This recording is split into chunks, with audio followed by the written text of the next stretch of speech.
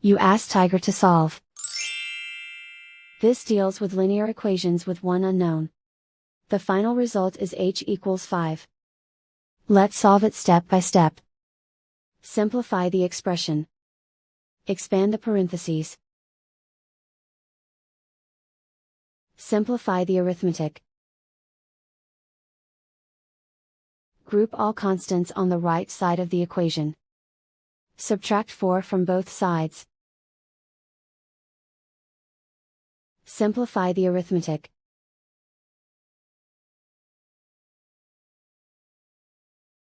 Isolate the h. Divide both sides by -2. Cancel out the negatives.